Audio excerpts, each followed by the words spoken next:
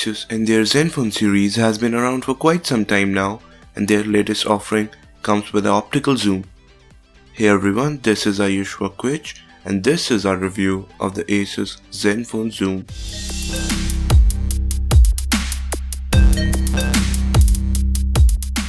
So let's talk about the design first. The phone is packed with many design elements that make the device feel more premium in the hand. Though some of the design cue may come from some other devices that have been released in the past year, but Asus did manage to make it clear that this is still a ZenFone. The front of the device is similar to the other Asus ZenFone with their design language and their famous button layout and chin at the bottom. The phone is made out of metal, and we all know this is the trend that has been going around nowadays with almost every brand. The metal quality used by Asus is more premium to touch and has nice curved corners. The phone feels more similar to the Apple iPhone 6 than any other devices that I have ever used. The overall frame is rounded with metallic build, and the button layout is similar to what we have seen on the OnePlus 2. My thumb rests perfectly where the power lock and unlock key is, and the buttons have a tactile click with decent amount of travel. There are dedicated shutter keys along with a record button on the side of the device, which makes it clear that this phone is made purely for shooting photos and videos. The volume keys are placed right above the power lock and unlock keys, and it doubles as the zoom in and zoom out key when you are using the camera. They have a less travel than the rest of the keys on the phone and felt a little loose, at least on my unit, but it's not a deal breaker anyhow. The backing of the phone is made out of real leather on the outside with a plastic frame. Asus did showcase different color at the launch, but only black and white color options are available currently. The back is use replaceable, which you can pop out with a little force. Underneath the back there is a 3000 mAh battery along with a SIM card slot and a microSD card slot. The phone's camera module grabs the most attention in the back, underneath which there is a 13 megapixel camera with a 3x optical zoom. Asus also included laser autofocus and dual-tone LED flash for better skin tones while shooting. On the top of the phone there is a headphone jack, and the pair of earphones Asus included inside the box are the Asus Zen Ear, which are decent enough for day-to-day use. The sound output from the phone is also great, with many features built in the inbuilt equalizer. The earphone fits perfectly in your ear and even comes with an inline microphone. The phone weighs around 185 grams and feels light in the hand. So let's now talk about the display. On the front there is a 5.5-inch 1080p display which gives the phone an effective pixel density of 401 ppi. The phone also comes with Corning's Gorilla Glass 4 with anti-fingerprint coating that helps to reduce the fingerprints on the screen.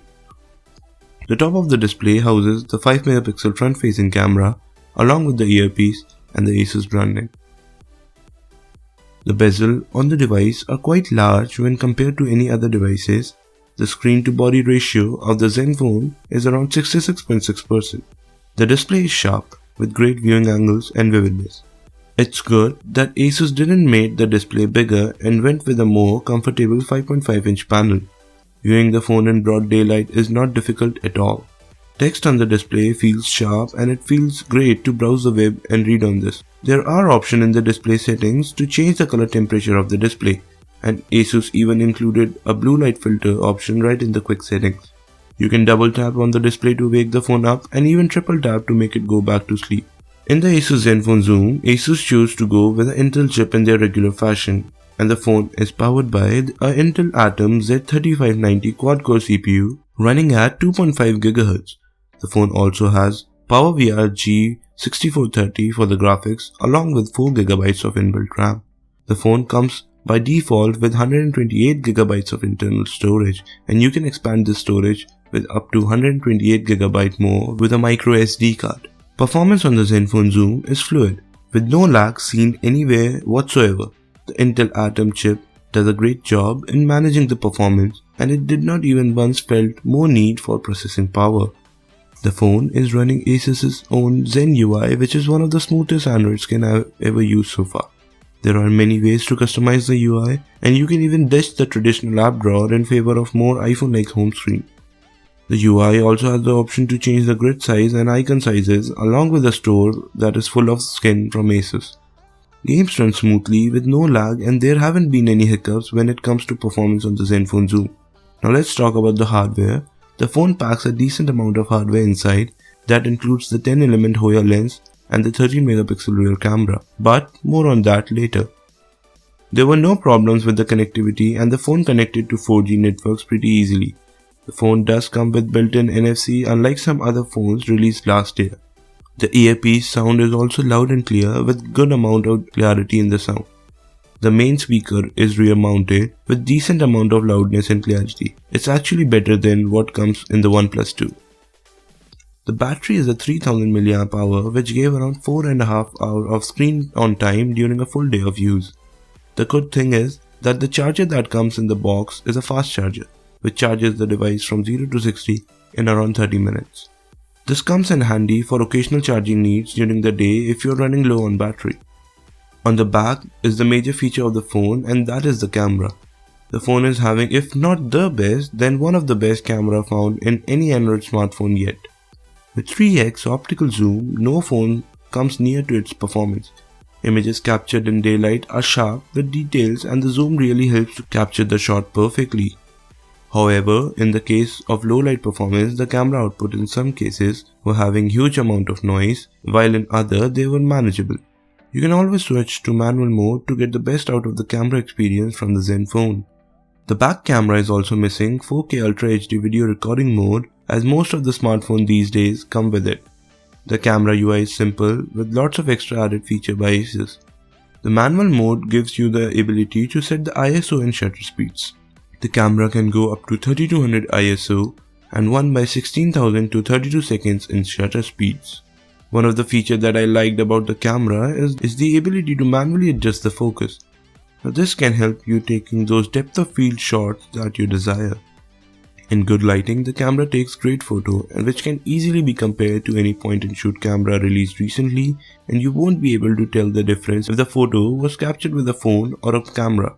In low light, the camera lacks some details, but in most cases it does fine. In the end, the best camera is the one you have with you all the time, and if this is that camera, then you are in luck.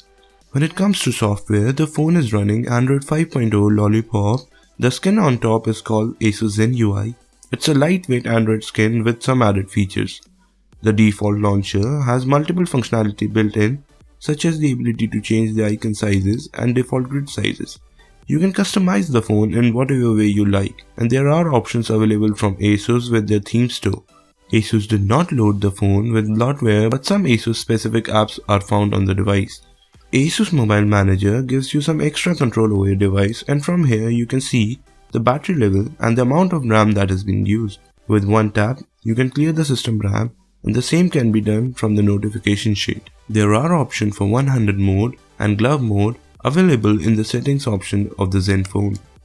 The phone is priced at 37,999 in India, which gives you the ZenFone Zoom along with 128GB of built-in storage and 13 megapixel rear camera with 3x optical zoom. So the question still arises, whether you should buy this phone or not.